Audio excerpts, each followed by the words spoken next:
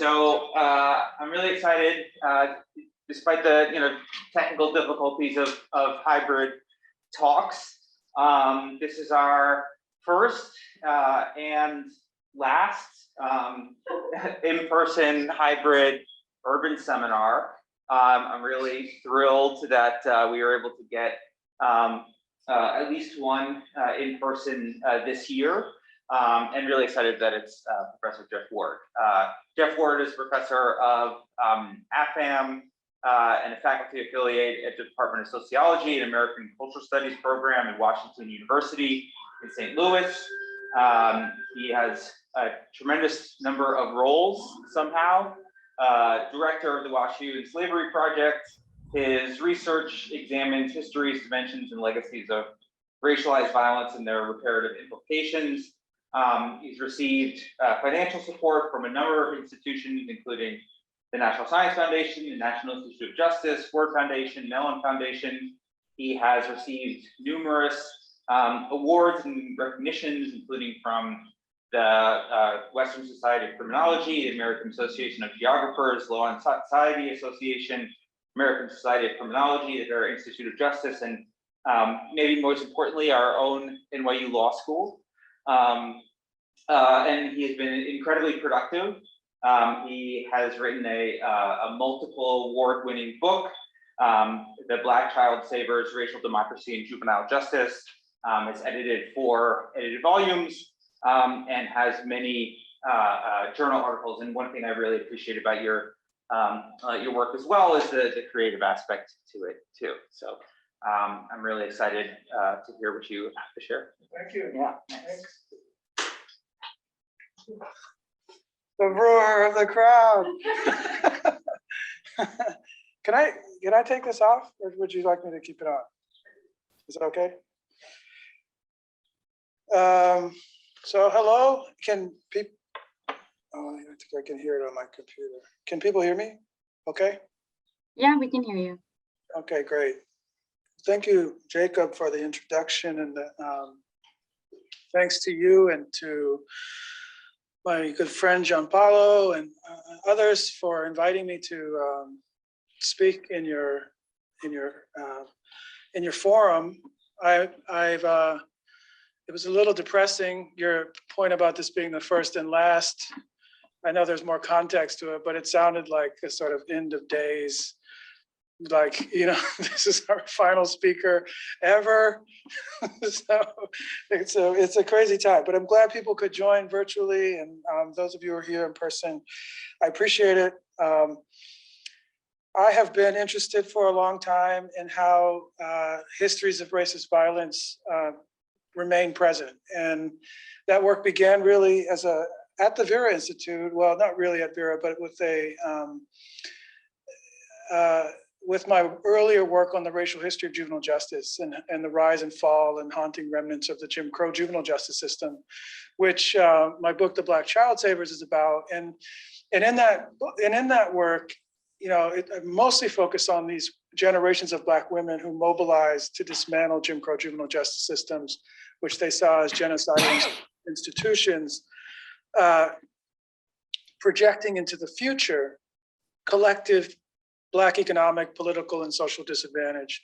The same thing that happens through our schools, through our unregulated environmental contaminants and so forth that have immediate present impacts, but that project into the future collective impacts. And that was where I really first started thinking about sort of the life course of racialized violence. And that work, that work is mostly about structural violence, although there is direct, violence in the context of the youth justice system and criminal legal system more broadly. But after doing that work for a while, I was really intrigued by this body of work on showing that histories of racialized political violence, like lynching, for example, shape subsequent patterns of violence and inequality. And so for a couple of decades now, been kind of almost a couple of decades now, I've been focusing on those relationships. And in moving to WashU a few years ago, began to focus more on the question of intervention, and that's some of the creative work that Jacob mentioned in my introduction. So today I want to just talk about this work in a kind of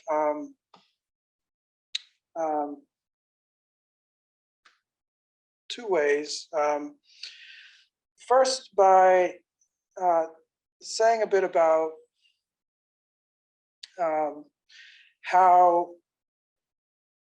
what we know about racialized violence and its legacy, and then getting into the question that's really at the center of the talk today, which is the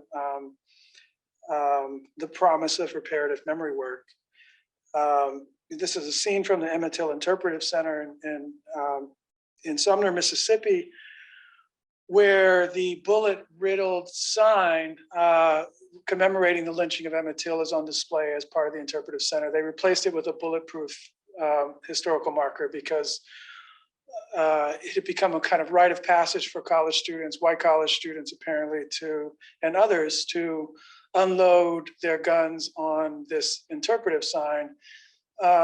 It's a good example of Dave Tell's point that memory sites are sort of functioning as the new lunch counters. They're places that are, I think the way to think about them is that, like lunch counters, memory sites are being activated as arenas for civic discourse around things like national identity and collective memory, claims for equal justice.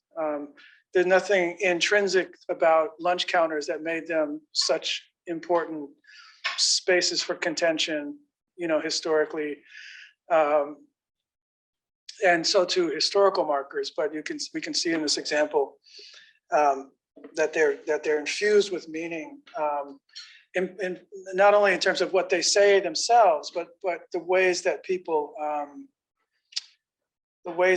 engage with them. So this is the question I'm really interested in these days.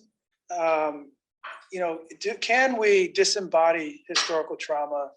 Historical trauma is something that we embody and reproduce, and we'll look at some of the evidence of that. Can we disembody it? Can we find in anti-racist commemorative interventions a useful antidote? Not the whole answer, of course. I mean, not the whole solution to the whole problem, but is this an important strategy of redress? I think it is, and I'm going to emphasize a few things that I think make it particularly important. First, though, I want to talk a little bit about the cascading effects of racialized violence, and then I'll get into this argument about what's happening with anti-racist commemorative interventions. So the legacies, it's so crazy, these times we live in. People would, if this was like 5, maybe 6 years ago, 8 years ago, it'd be harder to convey to people that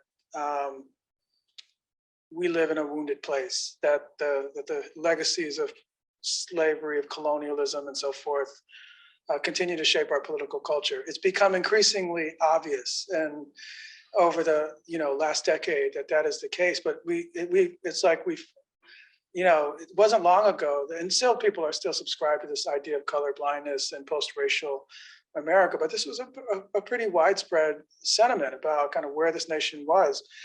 And events like Charlottesville, 2017, and so many others have sort of exposed the absurdity. The claims were absurd from the beginning, but they exposed it. And I think this is partly why you see more interest in this sort of, many people, particularly white Americans, who've been invested in this idea of color blindness, but not exclusively white Americans, have found that position untenable and have been increasingly inclined to embrace the idea that we need to address structural racism and so forth, including through the reworking of our commemorative landscape. So some examples of the evidence of the haunting legacies. One of my favorite recent studies is by a group of scholars, published a paper in the Journal of Politics on the intergenerational implications of area histories of enslavement. And they show in this study a pretty sophisticated analysis of patterns at the county level, since 1860, they show that the percentage enslaved in 1860 predicts positively relates to the rate of lynching over this massive span of time, negatively relates to support for liberal government candidates for office, negatively relates to support for affirmative action, and is positively associated with levels of racial animus at the county level. These findings are for whites observed consistently for whites over generations in comparison to white Americans living in the same states, but in counties with less intense histories of enslavement. Another recent study shows similar effects in terms of medical system estrangement or distrust of the medical profession and healthcare utilization. So this one looked at how disclosure of the 40-year Tuskegee syphilis study, the US public health study examining what happens with African-American men when syphilis is left untreated. Disclosure of that test in that study in 1972 coincides with a dramatic drop in healthcare utilization. And the reason I want to talk about this now is one, because of this moment we're in and vaccine skepticism and so forth.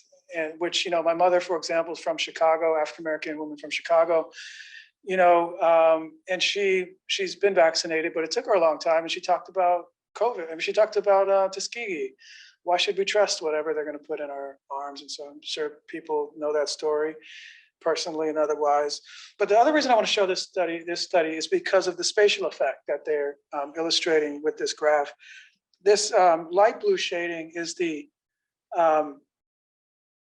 range of impact on healthcare utilization, so the drop off. So the darker blue is the average. And what they found is that the closer the respondent was geographically to Tuskegee, the larger the drop off in healthcare utilization. So this is an example I've written about elsewhere as these microclimates of racial meaning, where for all African Americans in this country and others as well, Tuskegee is a object lesson and the unreliability of our government, the fact that it routinely fails to provide, equal protection under law, for example. But the magnitude of that effect is variable spatially. And this is something I've been really interested in some of the work I've been doing in this area. I'm not going to drag you through all the studies. I just wanted to show you a couple of examples of them, and then I'll just summarize here. I mean, this is just a list of, some of the things that people have observed through multivariate analysis in terms of the legacies of historical racial violence. All these are contemporary patterns or outcomes that are statistically related to histories of, in most cases, studies of lynching, but also histories of enslavement. Our most recent, one of our most recent papers looked at corporal punishment in public schools in 11 southern states. We found that every additional lynching in the history of a county coincides with about 6% increase in the likelihood that a Black child will be corporally punished today, and a 4% increase for white kids in those counties compared to similarly situated youth in counties in those states where there are not histories of lynching. This is net of other factors like how experienced the teachers are, how well, whether it's an urban rural school, the racial composition of the school, size of the school, the religious conservatism of the county, a battery of factors that we know relate to corporal punishment. And net of all those factors, this measure of a history of racialized violence in the county, the proxy being the history of lynching, we find that these are again kind of microclimates distinguished by and in some ways shaped by this history of racialized violence. One of the challenging things, and this is I think especially important for urban scholars, one of the challenging issues with this work is that it tends to be structured as county level analysis and sort of set up, the studies are set up as if people stay within the counties where these things happen. And of course, they don't stay in the counties, they go places. And so one of the things, and very often the cases themselves, like this is a story, I'm going to say a few things about, but this is a story about the banishment of the Black population in a small town in Missouri called West Plain, where whites threatened to lynch the adults if they did not leave. And interestingly, tellingly, this is 1903. They threatened to sell the Black children into slavery. Where did they go? They probably went to places like St. Louis and Memphis, which is probably a little bit closer, equidistance, or maybe eventually to Chicago. So how do we, make sense of the transference, the diffusion of the effect, the diffusion of the experience of racial terror, the trauma, and the manifold impacts? For example, this church here, the caption says something like, African Methodist Church, not a single congregant remains. It's a powerful illustration of how a community's kind of collective efficacy was lost by forcing community to spread. And I just want to say, I think I've seen some evidence recently that people did come back and didn't entirely leave. But also think about the capital, other kinds of capital that were invested in the construction of this church. The church would have been a community institutional resource facilitating things like weddings and funerals and community meetings and places where people would have maybe decided to go into business together or raise money to pay for education or maybe offer educational opportunities. And so, that loss, it doesn't only live in West Plain, but it moves with folks. Similarly, in West Plain, the white population that has banished the Black residents, who, by the way, were targeted because of because they were thriving economically, and this was resented.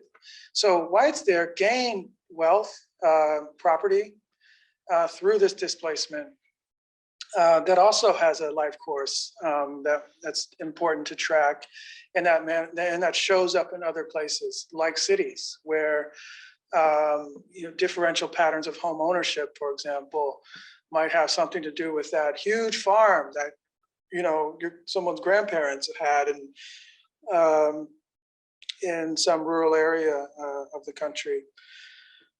Another example of this problem of spread is looking at a series of racist pogroms in our history, targeting Black populations where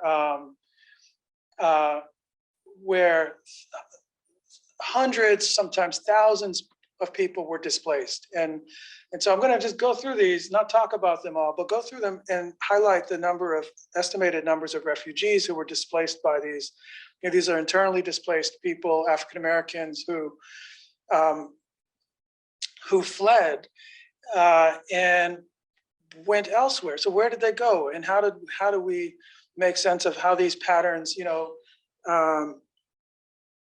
accumulate in different places? My mother, I mentioned, is from Chicago, grew up in the South Side of Chicago. I only learned recently, I've been doing this work for a while, and I was visiting my aunt in Texas once. I was giving a talk in Texas, and I was visiting my aunt, and she said, "What are you doing in Texas?" I said, "I'm talking about this work I'm doing on racial violence and its legacy." And she said, "Oh, that happened to us." And I said, "What do you mean?" She said, "Yeah, in Wilmington. Don't you know we're from Wilmington?" I said, "No, I've never heard this. This is about 8 years ago. I had been doing this work for a while. I had never heard any reference to a family history in Wilmington. I only knew my parents being from Chicago. I was adopted as a 1-year-old by a Black couple from Chicago who was born in California, and they were studying in Berkeley and picked me up. And I just knew the family was from Chicago. And they were from Chicago because, at least my mother's side, because her her grandfather fled Wilmington, was targeted, one of the prominent African-Americans targeted in Wilmington. Her mother ended up being born, my grandmother, in Washington, D.C., and then moving to Chicago, following the migratory trail, Black migratory trail. And my mother was born in Chicago. And so it's an example of this spread geographically that, we grew up with not knowing anything about in Los Angeles, where me and my siblings grew up. So the list literally goes on and on. I haven't even gotten to Red Summer. Some like 35 cities erupt with white political violence, populations displaced. Tulsa, 1921, estimated 10,000 internally displaced African Americans. We see these pictures from Ukraine, which is, it's a horrible situation. But one of the things that's been striking is how American journalists report on this as if this has never happened in our own country, where people have been forced to move in the thousands. And some of these places, by the way, are geographically very proximate. This is selecting on Midwestern places because I'm really focusing on that region, the Mississippi Valley, in my work these days. But these places like Pierce City and Joplin and Springfield, Missouri, are all in the southwest corner of Missouri. Some of the same populations would have been impacted time after time in these temporally and spatially proximate events. St. Louis is a fascinating place to me. That's part of why I was excited to move there from, my comfortable life in Southern California, because, St. Louis is this place where this history is sedimented deeply. Not only does it have its own sort of history of racialized violence, but it has been a place where internally displaced African Americans have settled in large numbers, and also where increasingly refugees from global conflicts are settling, most recently Ukrainian, but also St. Louis has the largest Bosnian population outside of Bosnia, displaced by the genocide there, and growing numbers of African immigrant populations, often refugee, as well as Afghan.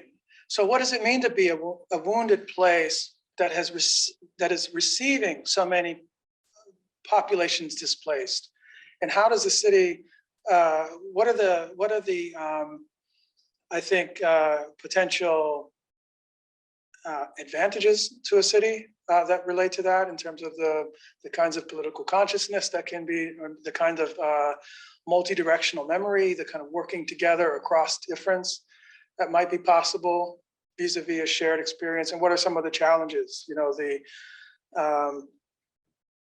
in terms of things like wealth and, civic infrastructure and that kind of thing.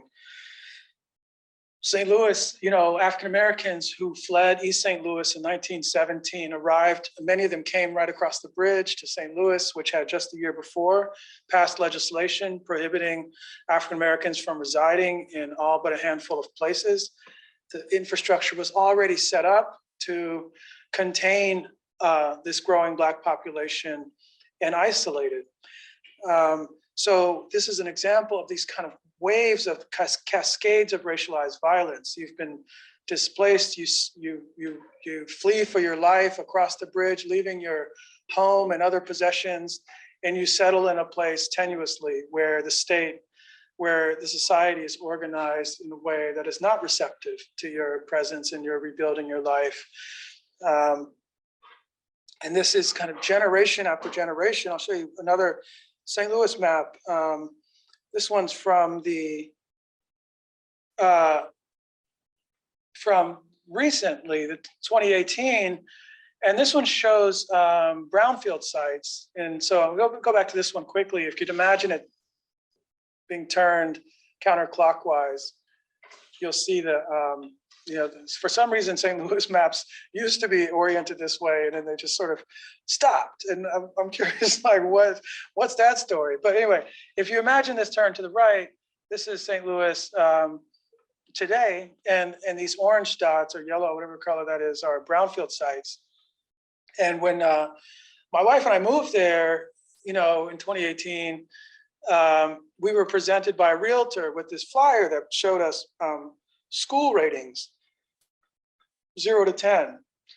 Now, these are the same areas where African-Americans, some of the same areas where African-Americans were, limited to residences in the 1916 legislation. So you can see here how, Catherine McKittrick's in Wood's point about physical geographies being bound up in, rather than simply a backdrop to social and environmental processes, including histories of racialized violence that vary in form, whether it's residential segregation policies or environmental contamination regulation or adequate funding of public education. All these things are layering on top of each other, and as well as other kinds of racialized violence, including the trauma of the legacy of 1917. So we've been writing about this and for a while now, and our most recent volume, most recent kind of piece on this was this edited volume on taking stock of the literature on legacies of racialized violence. And while I continue to do that kind of work, I've been most interested at this point in kind of, moving away from the basic research and thinking more about remedy. What do we do to intervene? And besides, telling the stories, which I think is an important part of the intervention. And so I want to turn now to that question and this idea of reparative memory work. And, part of why I want to talk about this is because commemorative interventions are often dismissed as merely symbolic, as kind of meaningless gestures, in favor of this idea that sort of real remedy involves kind of redistribution. If it's not about redistribution, it's not real. And so what do we make of these remedies that, like Nancy Fraser and others would describe as remedies of recognition? What's happening here? What's reparative about them? I'm going to argue that, and really this is speculative. I think these are all empirical questions. This is what my thinking is about these, what they mean at this point. But one is that they facilitate encounters with avoided truths. And a second is that they facilitate our processing of historical trauma, the working through and the integration of the trauma, which we as a society tend to try to seal away, to act as if it's not there. And this contributes to our a continued fragmentation, the sort of splitting, the inability to agree about basic facts, like the Civil War was fought over the question of slavery. And then finally, I think in part through these mechanisms, reparative anti-racist memory work has the potential to help us build collective capacity to affect to affect problems that affect that we have in common, that we share in common, or to build collective efficacy, to see each other's problems as our own and to work together to address them. So quickly through these ideas, one is this basic idea about countering motivated ignorance. And here, I probably don't need to sort of belabor this point, but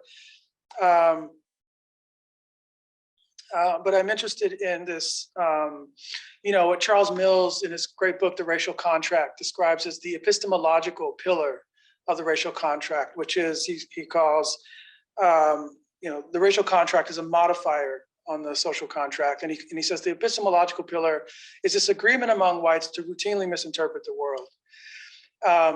And you see it in the commemorative landscape, right? Like in this depiction of Lewis and Clark as these heroic, brave figures who were protecting the timid and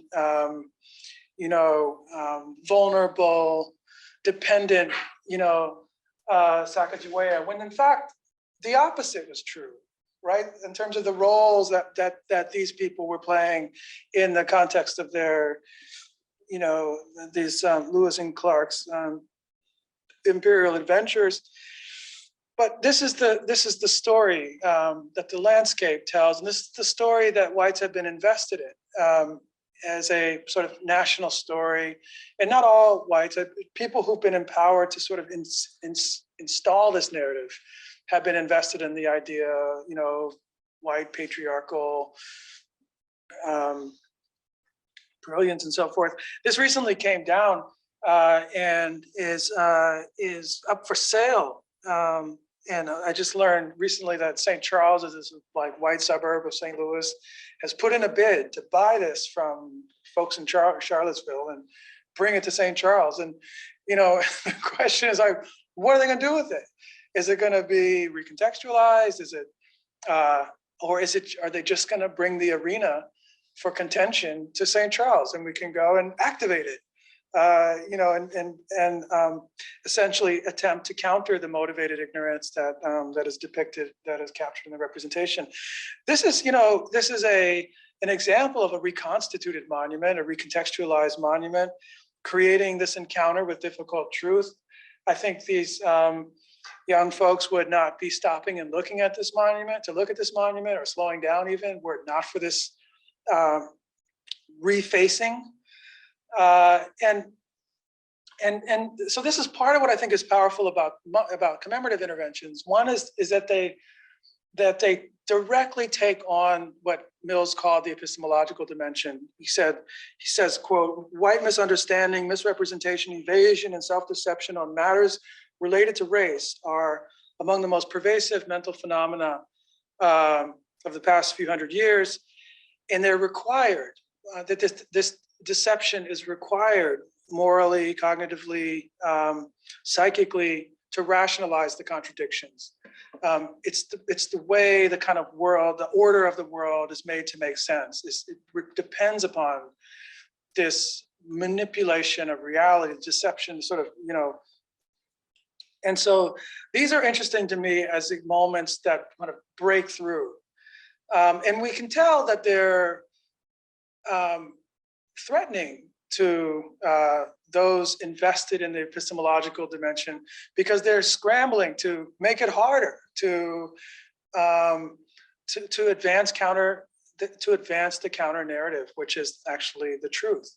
And so the efforts to ban, not even knowing what the hell critical race theory is, but banning it from schools, prohibiting critical thought as much as possible. Various bills that like don't make white people uncomfortable bill, and it's not just the legislature. We can see from the Pew Foundation's recent poll that Americans feel very differently about whether we should be talking about our history. Is it useful to us to do so, and so on. This recent study by Jennifer Eberhardt and others looked at how parents talk to their children about race and how that changed after the Floyd murder. And unfortunately, it's a binary black-white study, but it found, surprisingly to me, that not only that this part wasn't so surprising, white parents did not, according to the study, increase their sort of frequency of talking about race with their children, and didn't really change the way they talk about race with their children. Black families did. And what was surprising me was that Black families were significantly more likely to express concern that their children would be racist than white parents. And they attribute this to this colorblind ideology. White parents are really invested all in on colorblindness. Why should we be worried about our kids being racist? We don't talk about race. we're colorblind in our house. We don't see race. And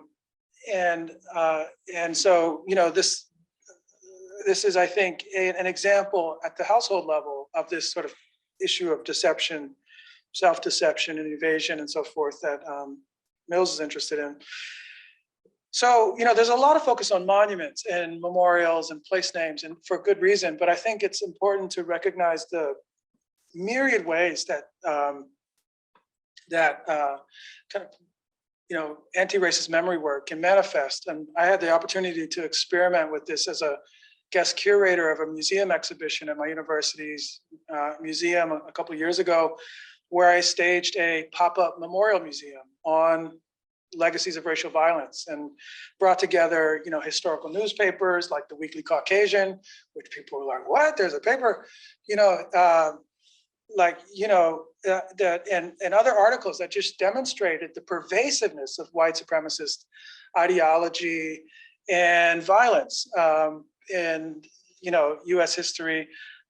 These were alongside, you can see in this picture, these were in a case in the middle of the gallery, and then around were various public, fine artworks like Glenn Ligon's series depicted here. And it was just a room set up as a place to bear witness. And it was set up in a way also that meant to destabilize relationships. People, it wasn't chronologically set up so that it would force people out of this kind of narrative of progress that we've kind of we used to be here and now we've come to this point. It was all mixed up. For example, this civil rights movement era photo of a young African-American wrapped in a flag was next to a screen with rotating images from the Documenting Ferguson collection at my university's archive from the scenes from the Ferguson uprising. I think we can, through these kinds of encounters, we have the potential to sort of process the historical trauma, to integrate it, to make it a part of how we understand ourselves, rather than try to seal it off. And that might be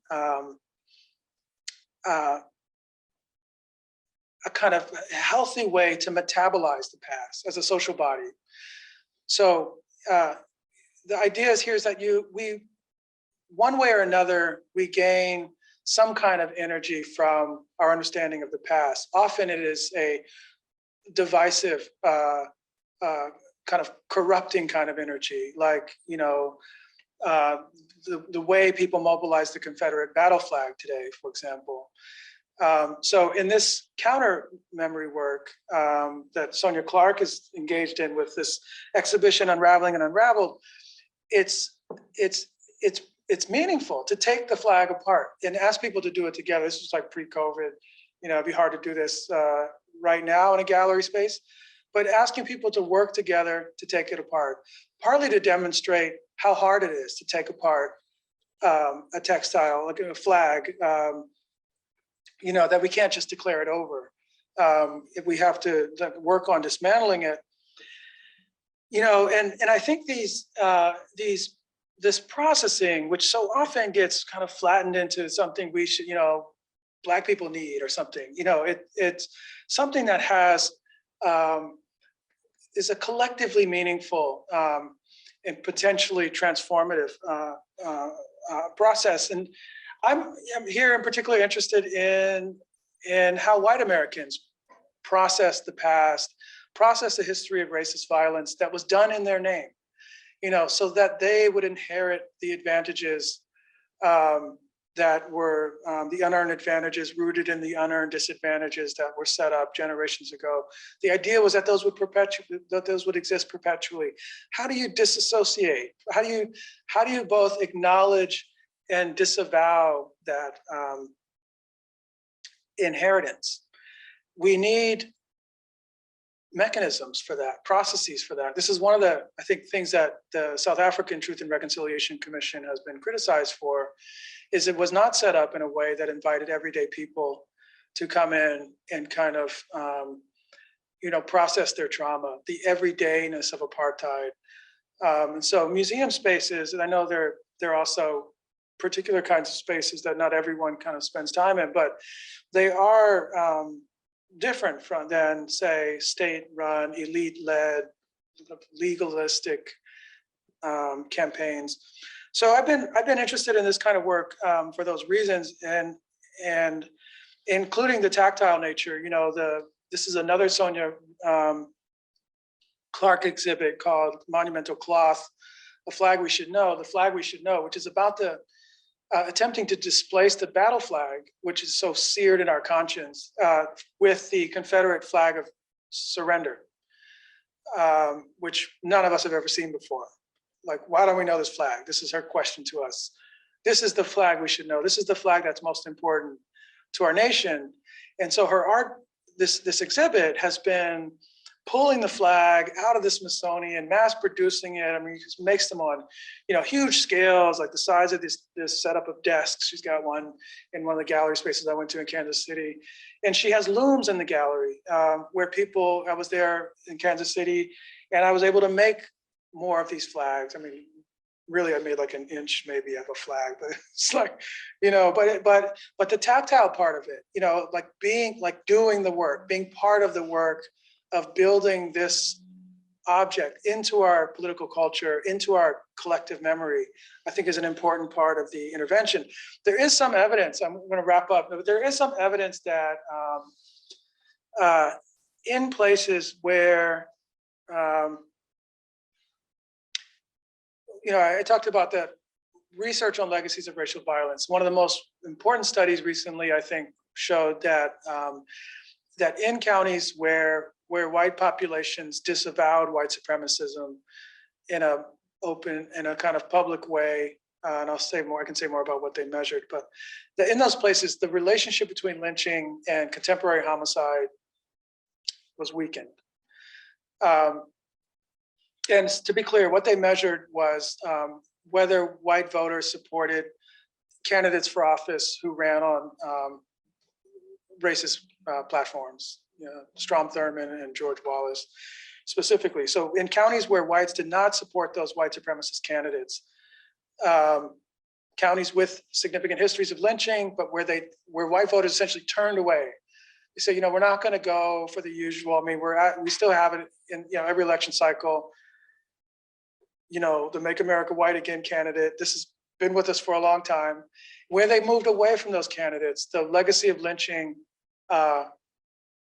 diminished, at least vis-a-vis contemporary homicide rates.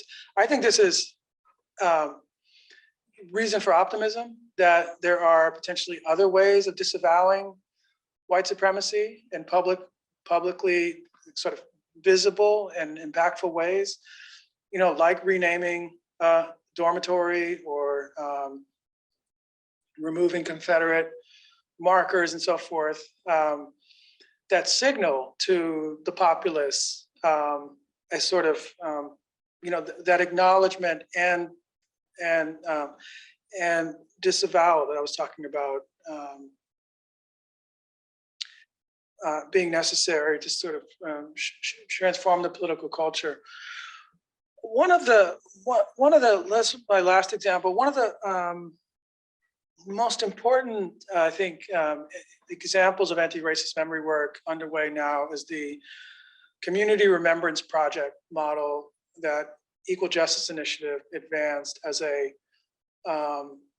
complement the National Memorial of Peace and Justice in Montgomery. And I saw somewhere this is described, I think Brian Stevenson described this as, releasing the spores of memoriam across the country, like a dandelion kind of thing, where you've got the National Memorial in Montgomery, but the challenge is what they've done is made 2 of those steel columns that you've seen in EJ at the memorial, and they've challenged local communities to recover the second one, the double, to bring it back to the county where the history of lynching sits, and to use a community remembrance process to do that. And so we have a project we started in St. Louis a couple of years ago. We finally started we had our first soil collection ceremony in January. We have another one this weekend coming up. The idea with these projects is that you could see the people gathered for the Buckner ceremony on a brutally cold day in January. The idea is that is literally that these build capacity at the local county level, community level, that is haunted, the community that is wounded by the legacy of lynching. And there's something like 6 or 8 of these across Missouri right now. I think there are a total of like 150 maybe across the country. And the theory is that if you can get people to come together to begin with something like a soil collection ceremony and a placement of a historical marker, you can get them to work together on things like affordable housing or addressing mass incarceration or the list goes on and on. But given the noted legacies of racialized violence I talked about, I'm particularly interested in whether, in fact, you begin to see things like, one of the recent studies showed that vote suppression is more pronounced in communities marked by histories of racist violence. Will we see less vote suppression in those places that embrace this community remembrance model? And how's that going to work? How will we know is a question I've been really wondering about. So I made, like I do all the time now these days, because I have 2 little kids and I don't have any time, I made a class focused on this, and then we work on it together. And so we've been mapping anti-racist memory work around the world. Actually, this is an example of you can find the story map online if you're interested. It's called Monumental Antiracism. But I also asked the students to design their own interventions. What commemorative intervention would you propose we engage in? What's the logic of the intervention? What's it meant to counter? So a student, a Black woman from Daytona Beach, Florida, came up with a Bethune-Cookman NASCAR. Mary McLeod Bethune, I'm sorry, from Daytona, not celebrated except for at the Bethune-Cookman Historically Black College. So she's like, we need this NASCAR. And another student proposed a monument to Chinese laborers involved in the transcontinental railroads development, and a recognition of the contributions of Chinese nationals, Chinese Americans to the development of the United States. And there's so many other examples that have come out of the class. So in addition to generating an archive of anti-racist memory work, it's not systematic, but it is beginning to sort of give an impression. The class is encouraging students to think about and they often go back to where they're from, to think about themselves, to see themselves as agents of commemorative intervention, who have the capacity to wade in here and make meaningful contributions. So I'll stop there, and thank you again for the invitation to share this work with you.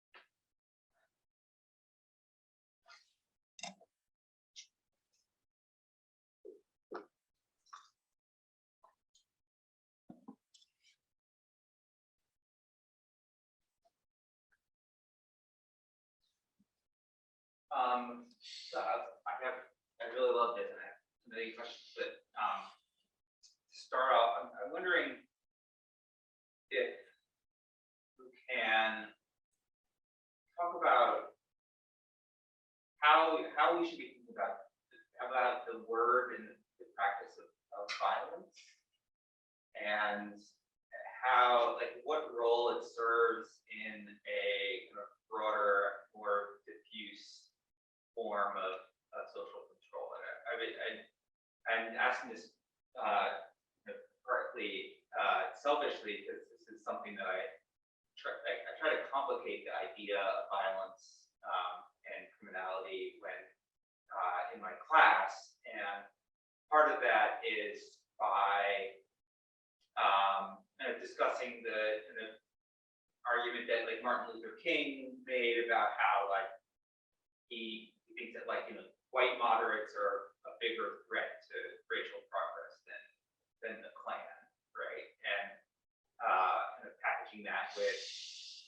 Anderson's idea of like bureaucratic violence, form of regulation.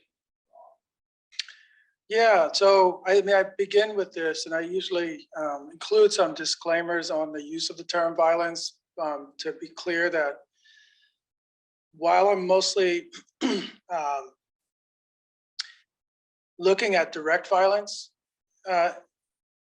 violence against the body, physical violence targeting bodies in this work, I'm deeply aware of and interested also in structural violence and cultural violence. And I think, I've written some of this work has been about those problems, and something like, bureaucratic violence is interestingly layered with myriad forms of violence, structural forms and things like policies that establish an unequal kind of, that relate to differential life chances, but also organizational cultures and then the behaviors of organizational actors, which can in times be manifest as direct violence. So I think we need, I've not been so focused on the conceptualizing the continuum of violence. I've instead been sort of writing about different facets. For example, we have a paper on the violence of racist police jokes, and we use genocide scholarship to point out how this work of dehumanizing populations in the context of humor is can be expected to rationalize, facilitate other kinds of violence, structural and direct. So I've also been interested in the idea of slow violence and the unspectacular problems of violence that I think it is a tension in this work. The experience of violence has been, I think as your question alludes to, has been, I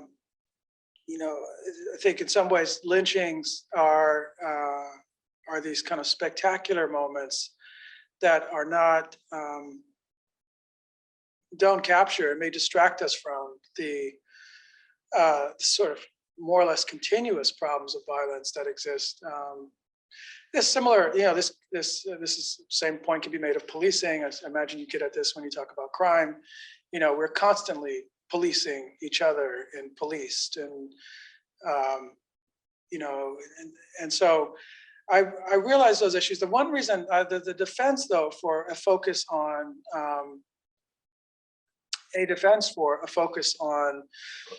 race-related political violence is that on one hand, it's the reason, I'll put it differently, the reason most of this research is focused on lynching and secondarily enslavement is because those are two of the better documented instantiations of racialized violence as compared to something like racist jokes or faculty meetings where people say dumb shit, which, like, raise your hand if you've been in one of those, or so what can we use to measure violence becomes a really practical question on a national level.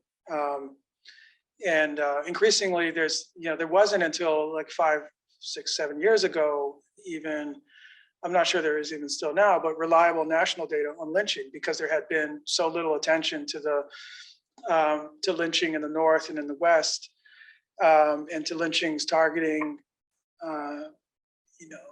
Asian diaspora populations or Latinos and others, and that's beginning to change. So it's a trade-off, but I think it's a way into, it's kind of like the lunch counterpoint. It's a way into a conversation about what violence looks like, and particularly this idea that the violence of the past is not relevant. And we see empirically over and over again that these very specific things people are talking about as being irrelevant today slavery ended a long time ago, that kind of thing, or lynchings were horrible, but they stopped. We see the evidence that in fact their legacies endure.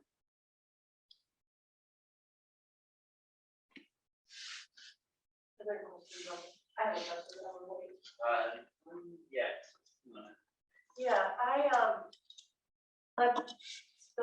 grew up all over the country, and one of the things that I noticed when I moved back to the Midwest as an older person was that the race evasive sort of conversation was very well embraced in Madison, Wisconsin.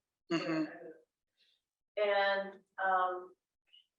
also my dad moved to Michigan, so both places were parallel, this sort of white conversation that racism didn't live there. Mm-hmm. And I had moved there from Texas, and before that, North Carolina, and those places were quite different in that way. And where the conversation was a little bit more, I would say, open or out in the open, maybe. I'm not exactly sure how to articulate that. But the question really that I had for you is, like, in your first slide, when you were looking at geography, you were talking about the relationship between lynching, for example, and then current day. Mm-hmm. What happens in states that maybe don't have as much of a documented, maybe it's a misunderstanding or an unknown about the documented lynchings in states like Wisconsin and Michigan. But if it is less, then how do you try to think about that at those states, and especially like contemporary acts of violence, like going to visit my dad in Michigan, there are more Confederate flags I've seen in his town of 7,000 than I would see as a high school teacher in Greensboro, North Carolina, where I taught. And it just, I don't really understand it, and I wondered if you had any insights.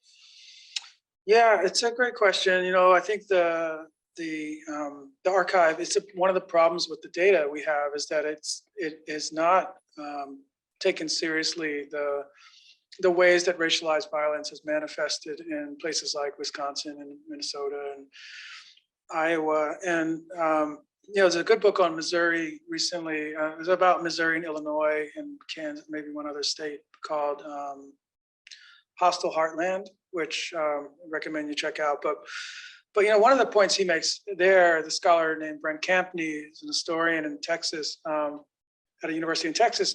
He points out that locals in Missouri, describe their racial terror campaigns sometimes as lynchings when they weren't what most people think of as lynching. They were, mobs would abduct someone and whip them publicly in this, kind of humiliation, combination of, the public performance of dominance and humiliation, and then they would threaten the person, if you don't leave, then you'll be lynched, and people would flee, and then you'd get these, sundown towns. These populations were banished and so forth. And places like Wisconsin, Michigan, Minnesota are, the Midwest is full of these towns that have,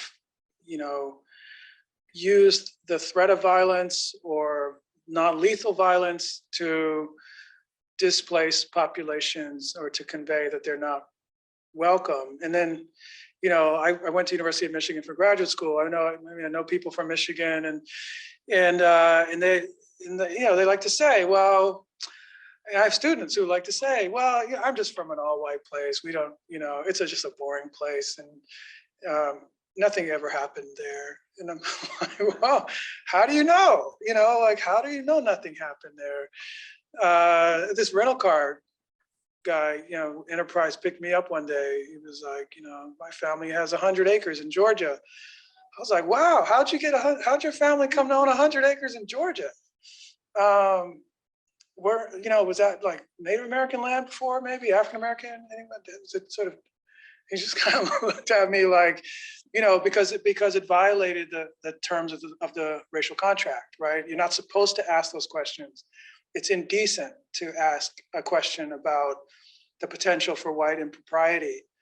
And and he was just sort of like, I don't know what to make of that, but there are some, in terms of, there are some recovery efforts in places like, Wisconsin. I have a friend who used to be in St. Louis, but he went to lead the Wisconsin Historical Society, and he's been doing some work to map sundown towns in Wisconsin, building on the work of Lozen, I think is his name, Lowen. And Lowen, who passed away recently, his project was taken up by a group. Lowen wrote a book about sundown towns. And that work, I believe, was taken up by a group based at Tougaloo College, maybe in Mississippi, historically Black college. And so, there's still this effort to recover these histories of places that are suppressed. We in part suppressed through the stories we don't share. I mean, my family, one reason I share that example of my family history in Wilmington that wasn't discussed is because this is a major factor in our inability to make sense of places like Iowa or Kansas. It's the conspiracy of silence, and it's not even a conspiracy in many cases anymore. It's like,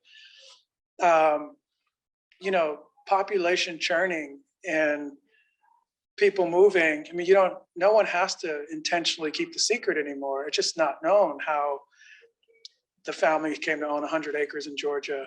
Like, no one knows, and probably shouldn't ask, So I think we can just keep, I know it's a long answer, but partly what I think, one thing we should do is talk more, ask the questions, like what is the story of this Confederate, hotspot in Michigan? So I'll stop there. Keep going on and on about it. But you should take you should get some Confederate surrender flags and hand them out. If I say, I know you're a flag collector, I don't know if you saw this one, add it to your collection of Confederate memorabilia. And I think that would be a way to have some of those conversations. Thank you. Yeah. But I really enjoyed the census commemorative work and all of that. I recently read a book by Jill Harrison who talks about environmental justice and bureaucratic organizations. That the bureaucratic agencies have shifted away from regulation and reducing toxicity and shifted toward community gardens. So kind of like quality of life, not quality of life, but recreational and how that's very intentional because they don't want to address industry. They don't want to. So I'm kind of wondering. I definitely agree that commemorative work is really important, but how can we make sure that it's not used to that it's not kind of taken advantage of? Like we don't want to create other things.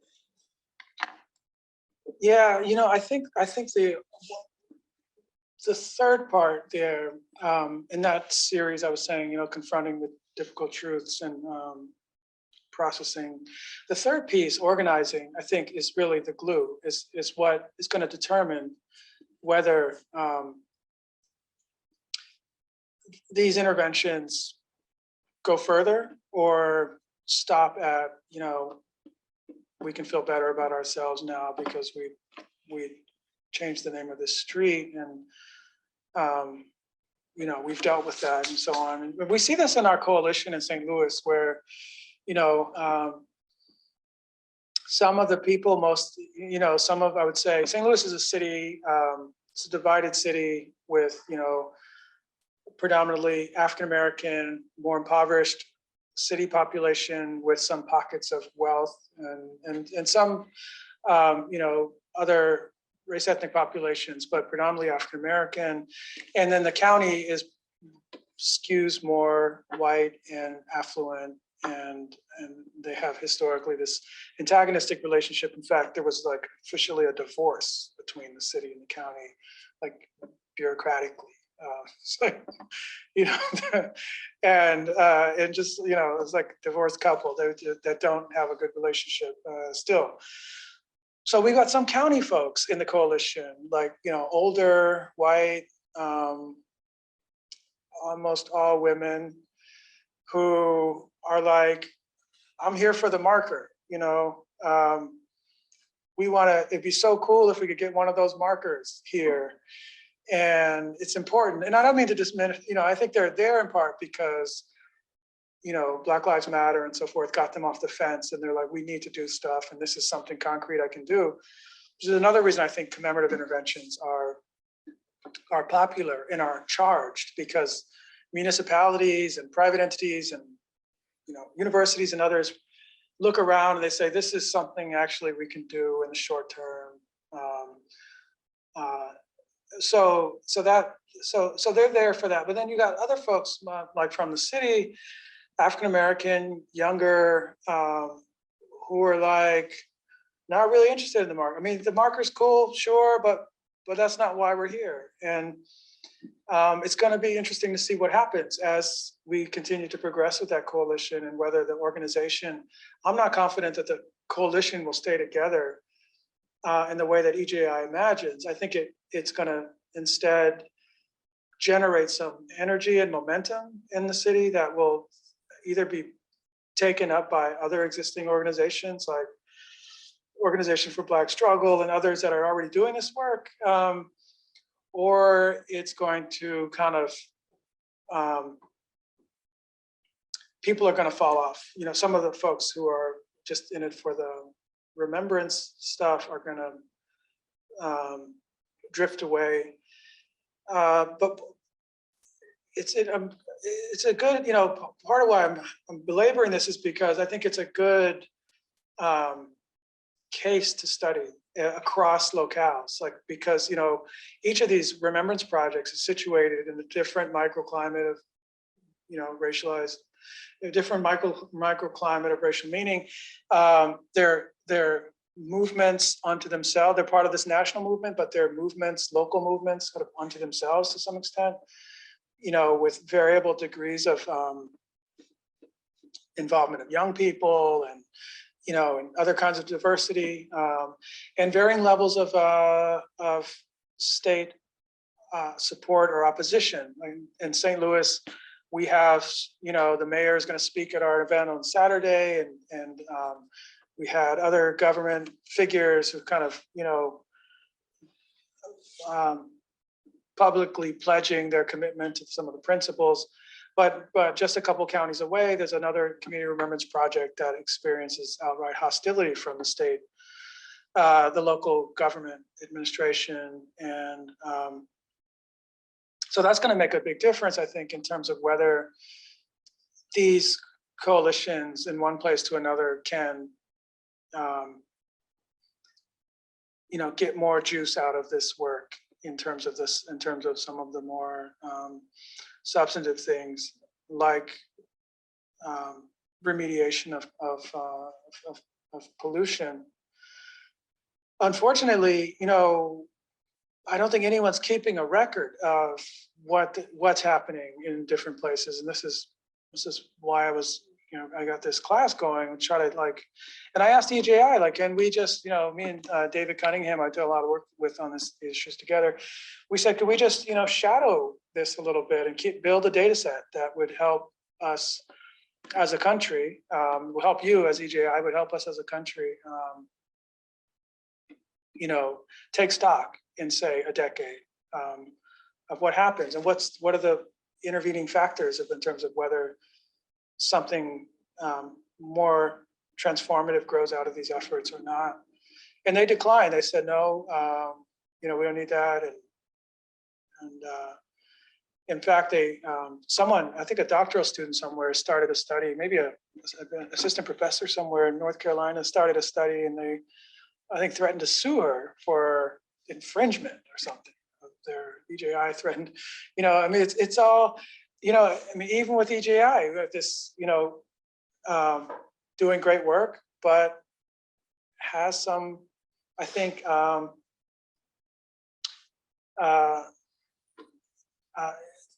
has some, kind of conflicts of interest, insofar as this is a major part also of its branding and its funding, fundraising and so forth. It might perceive research evaluating the impact as threatening to its image.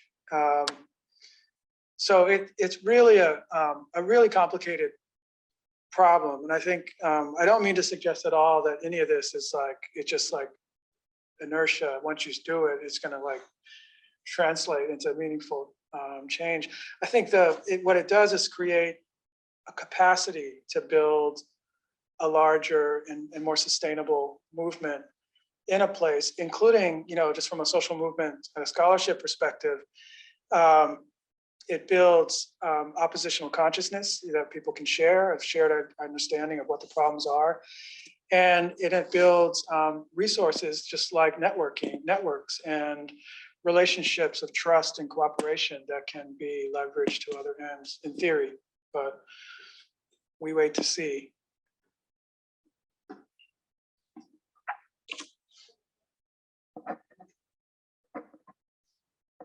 A related question about remembrance, and I don't know if you saw recently, it's going around social media, but the I think it was the Oregon Department of Corrections put a land acknowledgement on their website, and it just felt like the kind of peak of like corporatization of that kind of thing. But I was recently listening to an interview with I forget the author's name, but the author of The Body Keeps the Score, which is this book about how we can internalize trauma and it can show up in these physical ways. And he was making this point that like kind of collective remembrance and processing is this really important way of minimizing the long-term consequences of traumatic events. Like, and he was comparing like 9/11 to the experience of abuse as a child. And 9/11 resulted in this huge like coming together, both here in New York City, but also nationally. You go to like 15,000 person towns in the middle of the country, and there are like 9/11 memorials there. And I'm personally really worried about like how the pandemic is going to be remembered, especially given its extremely racialized everything, including this recent research about how when whites were shown that there was a racially disparate impact in COVID, they became less concerned about COVID. And so I just love to hear your thoughts on how you're thinking about this current period as a period of racial violence and collective trauma. Yeah. So, well, the first way I think about this current period is as a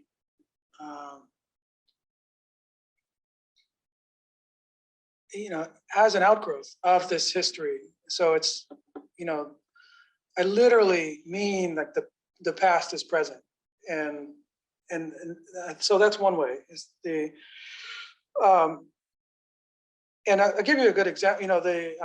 Like one of the, we looked at the example, the study from regarding the Tuskegee syphilis experiment and so forth, and and I think that one of the stories there is a story of medical estrangement. Now, the state has estranged a subpopulation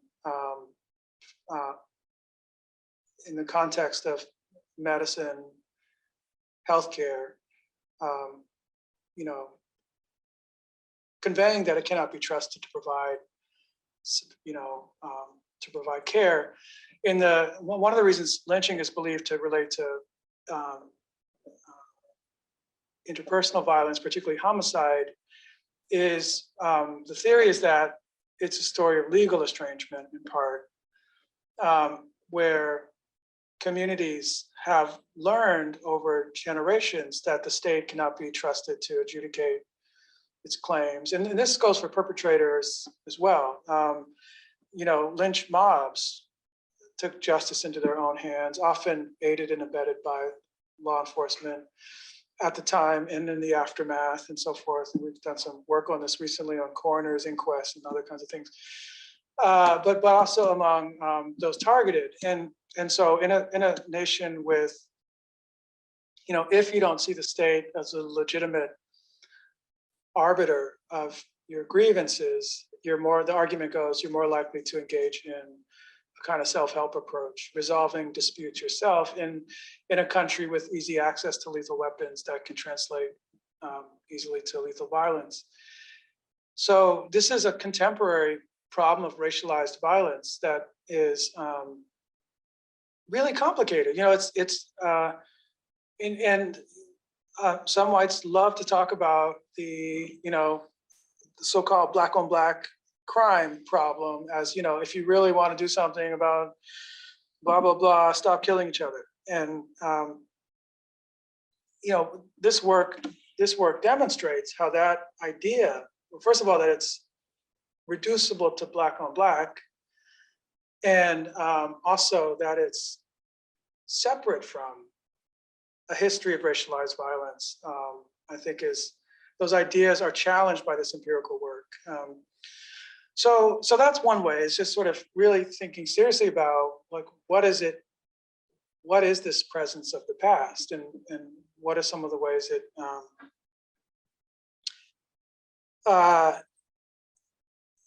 it manifests. Another thing, and then what do we do to, if the problem is estrangement, how do you, I don't know what the opposite of estrangement is, but how do you dissolve that? How do you build a capacity for trust and cooperation? I was in this talk the other day. It was fascinating. The chair of the OBGYN department at WashU Medical School was talking about, as a Black woman, we were talking about the J. Marion Sims and the racist history of medicine, and it was amazing. She was talking about how medical education dehumanizes physicians. And the way she was explaining it sounded exactly like like what you might hear from someone talking about how police training and police culture dehumanizes and disassociates and so forth. And she was talking about sort of this, that people come out of this training with this ability technically to provide these kinds of services, but oftentimes without the human understanding, the compassion, the respect for the different kinds of people they would theoretically treat. And that gives way to, unequal protection, in this case, in the context of medicine. So we've been talking about, how do we use something like the Washington Slavery Project to deal more intentionally with that problem? Like how does medical education need to shift to anticipate and counteract what we already know is a likelihood of, there's all sorts of layers to this. There's just the structural problems in terms of affording medical care and so forth. But at the micro level, how do we anticipate and counteract what we can anticipate will be micro level interactions that are more hostile in some cases, less respectful, not thinking women or people of color know what they're talking about, not believing them when they say they're experiencing pain. We know this, continues to exist. So how do we intentionally intervene, and can we use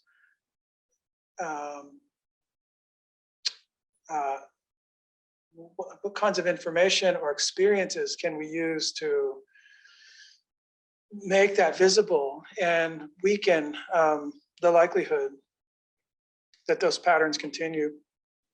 I'll give you one other example of the contemporary work we're doing now that's not really contemporary, but it has contemporary salience. And we're beginning a study, hopefully, of the virality of racist reporting in 19th century newspapers. Because these papers have been digitized now, it's possible to look at how, and this, I was thinking about this also in relation to your question about like what's going on in Wisconsin and so on. So we can look at how communities reported an incident of racial terror. Take the Wilmington massacre and coup, for example. A literal overthrow of a duly elected government by the